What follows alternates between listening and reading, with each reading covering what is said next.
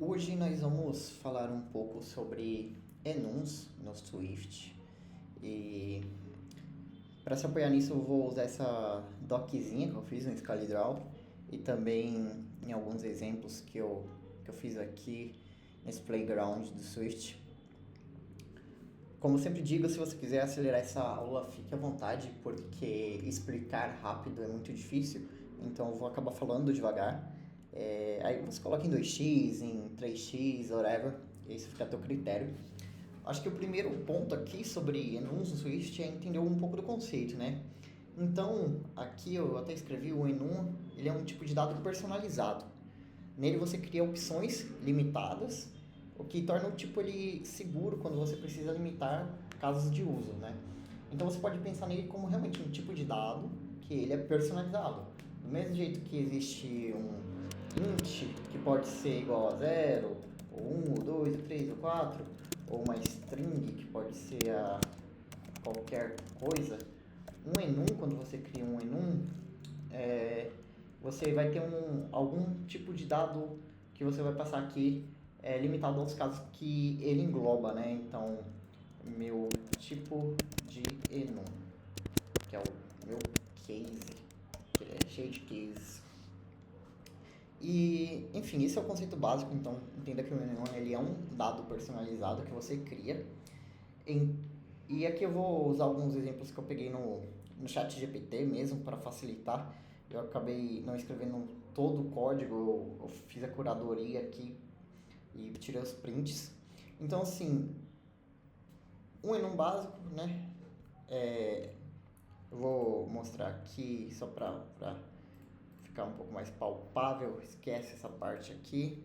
Vamos focar aqui. Um enum, você cria um enum e você cria os cases, né, de uso. Então, case Monday, Tuesday, Wednesday, aqui é um enum com dias da semana, né? Então pode ser todos esses casos: segunda, terça, quarta, quinta, sexta, sábado, domingo. Isso é o básico. Vamos ali falar um pouco sobre enum com valor associado. Então, além de simplesmente você limitar as opções, né? Vamos supor que você tem uma feature ali que você quer receber um dia da semana numa função. E aí, para evitar alguma coisa assim, sei lá, que a pessoa passasse uma string escrita Monday, até porque ela poderia errar, seja uma letra ou passar alguma coisa que não é um dia da semana, como car, que é um carro. Você vai criar esse num aqui limitando os casos de uso, né? E vai receber, ao invés de uma string, um tipo de dado que é menos seguro, você vai receber somente os casos de uso dentro desse num. Mas ali, além de você simplesmente poder limitar as opções, né, entrando nesse ponto aqui, um enum ele pode guardar informações adicionais em cada caso. Isso mantém a ideia de tipo seguro, mas permite que cada caso carregue dados diferentes. Então aqui tem um exemplo. Imagina que você tem um enum aqui, pagamento, e aí você tem todos esses casos. Case dinheiro, cartão ou Pix. E aí imagina, se você passar o case cartão, você pode associar a esse case um valor numérico, né? Quer dizer, um valor numérico. Pode ser um numérico também, mas nesse caso aqui um valor de string, que é o número do cartão. Ou a chave Pix. Ou seja, se você tem uma função ali que espera receber um pagamento, você recebe esse enum, cartão, dentro desse enum ele vai carregar ali, embutido, o número do cartão que você precisa para utilizar ali na tua função, ou seja qual for a tua necessidade dentro da aplicação. E aí a forma de usar seria essa daqui, né? Você cria o enum aqui e passa o valor associado. Aqui, ó, aqui dinheiro não precisa de nada extra, cartão, o número do cartão e o Pix a chave de Pix. Só lembrando que o enums ele não guardam estados, então ele é diferente de um objeto de classe, que você pode alterar os estados. Então uma vez que você cria aqui um enum com o número do cartão, você não consegue acessar esse número e alterar como um objeto de uma classe. Exatamente porque enum não guarda estado. Se você quiser alterar o número do cartão, você vai ter que criar um novo enum e nesse novo enum você associar um valor a ele. Por mais que ele consiga carregar esse valor para te facilitar a vida ali, você não consegue manipular, porque essa não é a intenção ao se criar um enum, ao se criar um objeto do tipo enum, ou um case do seu enum, que é um objeto ali, como eu disse no início, customizado à tua necessidade. Enums com métodos. Isso aqui é bem bacana, que enum também pode ter função dentro deles, como se fossem mini objetos. Então, imagina que você tem aqui novamente um enum que guarda assim os dias da semana, né? E aí você pode querer fazer uma função que verifica se é final de semana. Então você retorna simplesmente se o enum, se o case é sábado ou domingo, e caso não for, então não é um final de semana. E aí você pode usar isso daqui, né? Você cria teu enum e aí você, aqui no exemplo, você printou o retorno dessa função, vai retornar true porque esse case é um sábado. Isso aqui é bem bacana, saber que enums também pode ter métodos dentro dele. Isso deixa um pouco mais parrudo, um pouco mais assim, usual o teu objeto ali para encapsular algumas funções que são pertinentes àquele objeto. Eu acho que fica bem bacana, tá? Self representa o valor atual do enum, isso aqui é básico de Swift, então não vou me adentrar muito nesse conceito. Outro ponto que podemos falar sobre enums é usar eles como namespaces. Isso daqui também vai deixar teu código um pouco mais profissional ali, um pouco mais organizado e bacana de fazer manutenção. Então, um enum ele pode funcionar como um container para suas constantes globais ou para métodos estáticos. Então, imagine o seguinte, você tem ali suas constantes como uma base de uma API ou bases de diferentes endpoints. E aí você pode criar, aqui é um app config, mas você pode criar, por exemplo, um enum endpoints e colocar todos os endpoints dentro daquele enum, ao invés de deixar simplesmente constantes ali soltas em algum arquivo. Então, esse é um exemplo real assim que você vê em grandes aplicações. É um exemplo bem usual de como você pode aplicar enumerações ali no teu código. Ou você pode usar também para agrupar ali funções estáticas, como por exemplo para objetos, eu ia falar classes, já ia errar, mas para objetos utilitários, é um objeto que formata ali, é um objeto útil de formatação aqui, que formata data, formata preço, você cria ali um enum e só coloca as funções estáticas para você evitar ter que instanciar uma instância de uma classe simplesmente para chamar um método. Então, ou você criar uma classe vazia só com métodos estáticos, que não faria muito sentido. Então, usar um enum como namespace para agrupar esses métodos estáticos também é uma abordagem bem bacana. Você pode ver aqui o exemplo de como você pode fazer isso, tá? Então, essa é uma outra aplicação do enum. Gerenciamento de API endpoints, eu já dei esse exemplo aqui acima, né? Eu acabei pulando, mas é bem bacana. Então, assim, um resumo dessa parte aqui, um resumo conceitual. Enums com métodos estáticos para funções utilitárias, sem precisar criar uma instância. Enums como namespace para você organizar suas constantes e métodos, hierarquizado, o código. E ele é melhor do que classe ou struct só com métodos estáticos, né? Porque não permite instanciação acidental. De repente você cria ali uma classe só com métodos estáticos e acaba instanciando essa classe quando não era para instanciar, você só criou ela para agrupar seus métodos estáticos. O enum ele vai resolver esse problema e torna clara a intenção, né? Ele diz, eu não sou um objeto, eu sou só um container aqui para essas funcionalidades. Por favor, não me instancie, até porque ele não permite ser instanciado. Então ele deixa clara assim a tua intenção ao criar esse enum desse modo, né? Só uma correção, eu disse ali que ele não permite ser instanciado no sentido de criar um objeto de uma classe, né? Mas eu acho que ficou claro o que eu quis dizer agora. Rel Values, isso daqui também é um ponto muito utilizado com enums e é muito bacana. E Rel Values são valores pré-definidos de um tipo básico. Então, pode ser com int, string, etc., que cada case carrega automaticamente. Então, diferente dos valores associados lá, que, como eu falei do cartão de crédito, que você cria um case e ele guarda um número de um cartão, uma chave Pix, esses são valores fixos para os casos. E então você não define ele no momento que você está criando ali o enum, você define no momento da criação aqui mesmo do enum, não no momento que você vai utilizar, né? Então, um exemplo aqui dias da semana, né?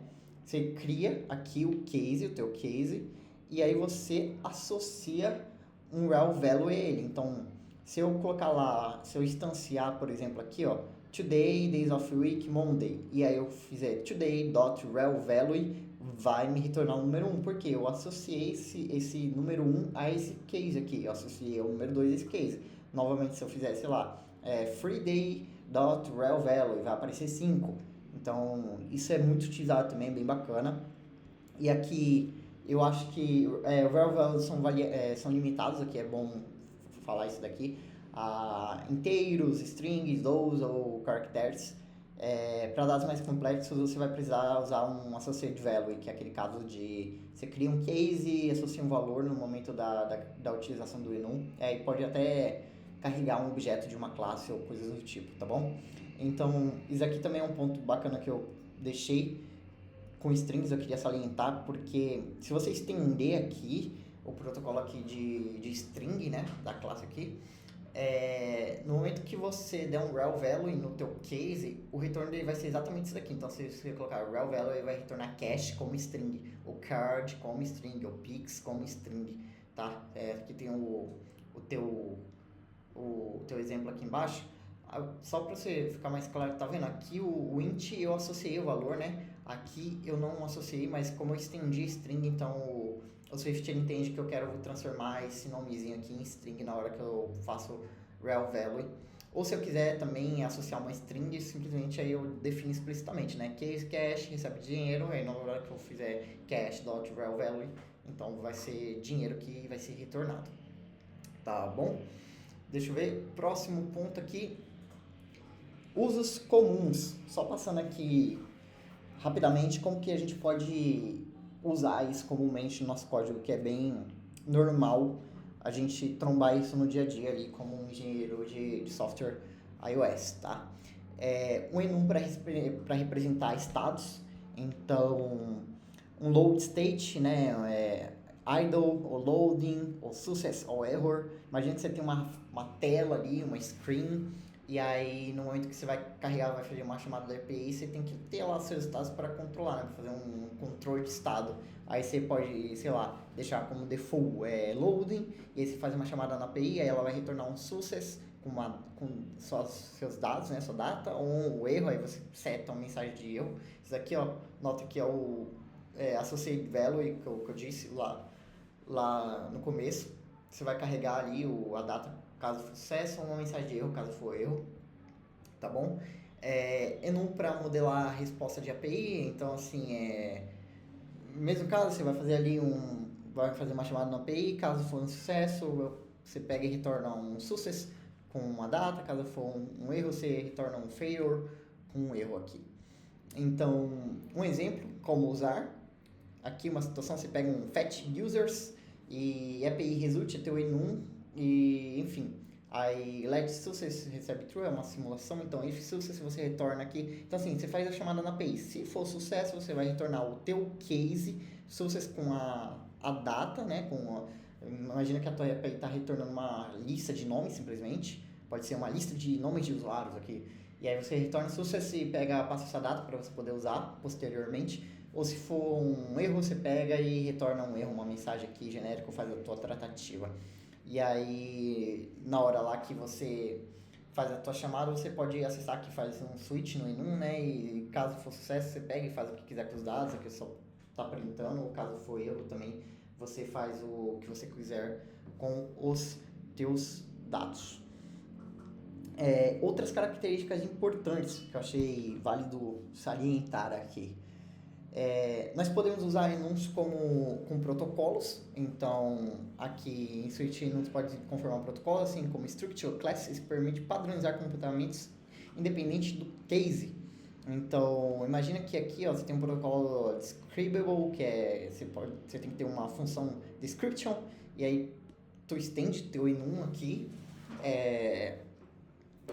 estende esse protocolo no teu enum, então você vai ser obrigado a implementar essa função dentro do enum, e aí, enfim, né, aí você vai fazer a tratativa que você achar válida e que for pertinente aqui no caso, né. Aqui simplesmente está retornando aqui uma descrição do tipo de pagamento para esse enum de pagamento. Vamos aqui, deixa eu ver o que mais que tem aqui. Hum, Aqui é o uso, né? Então, só demonstrando como que isso seria usado. Então, você cria um case desse enum e na hora que você chama a função, ele vai printar ali o, o número do cartão formatado, que é o que a função estava fazendo, né? Cartão e dois pontos e o número, que aqui é o cartão, dois pontos e o número. Aqui, pattern matching. Eu acho que é o último ponto, deixa eu ver se eu não me engano, é o último ponto que nós vamos abordar aqui, né? É o pattern matching.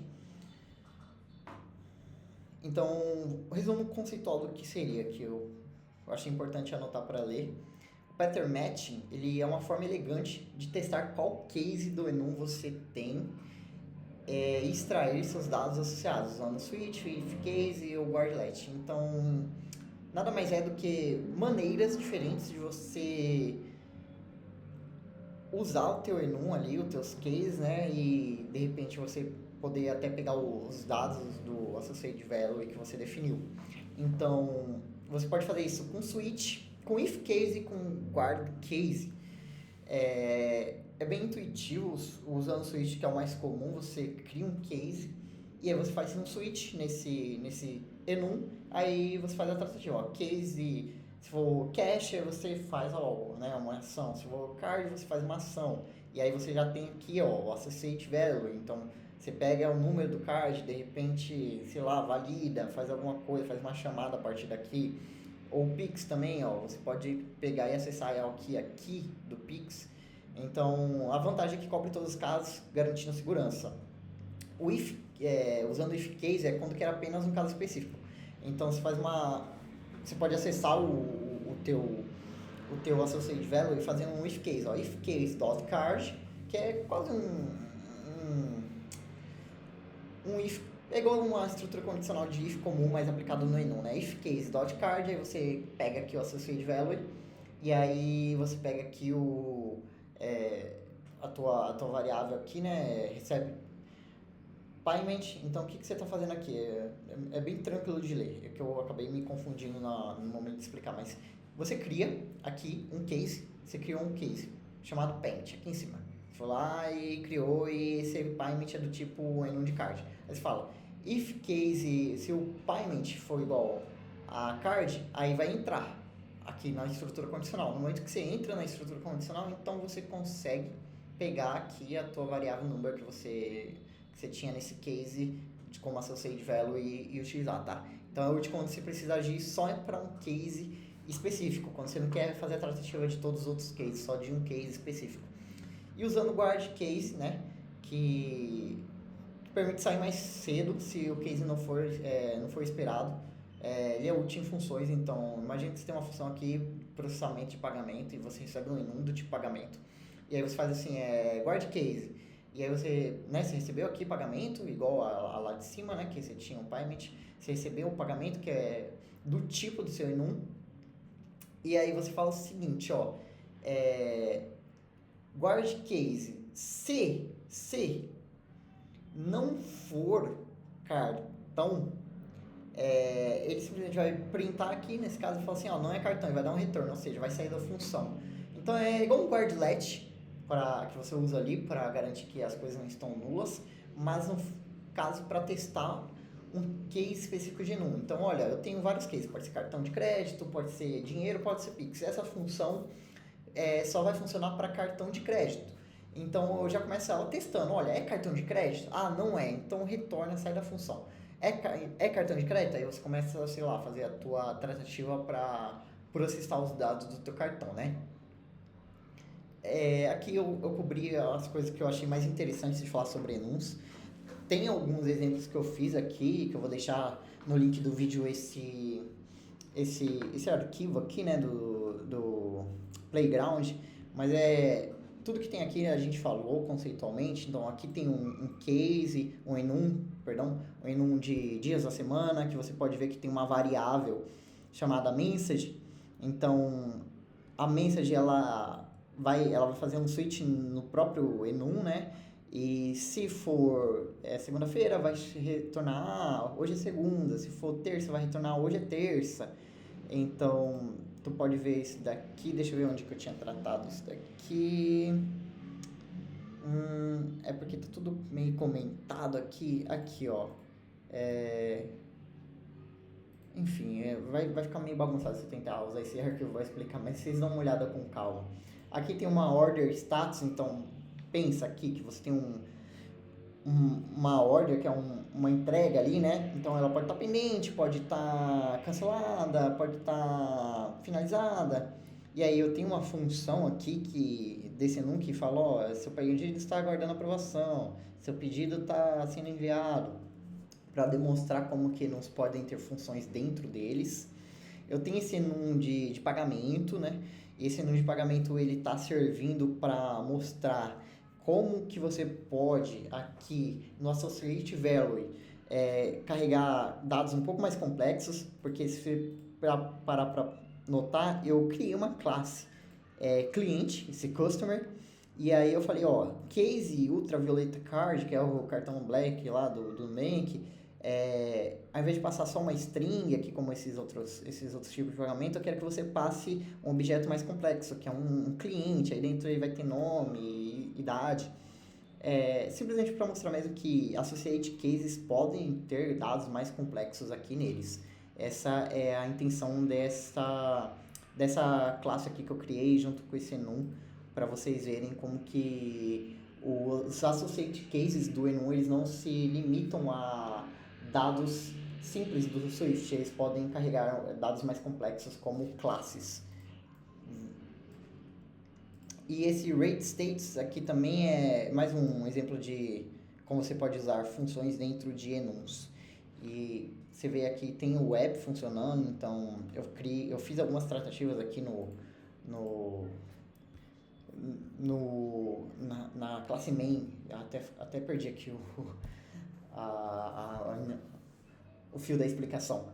Mas na classe main, simplesmente para usar os enums aqui, ver eles funcionando de algumas formas. Não vou entrar no mérito da questão, porque senão vai ficar extremamente complexa a explicação, até porque é só teste, mas vocês podem dar uma olhada também como que esses enums que eu criei estão funcionando na prática. Beleza?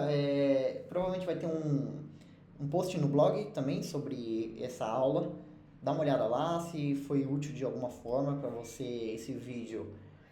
Comenta aí, dá um like para mim saber que tá funcionando, que tá sendo legal para as pessoas. E é isso daí, pessoal.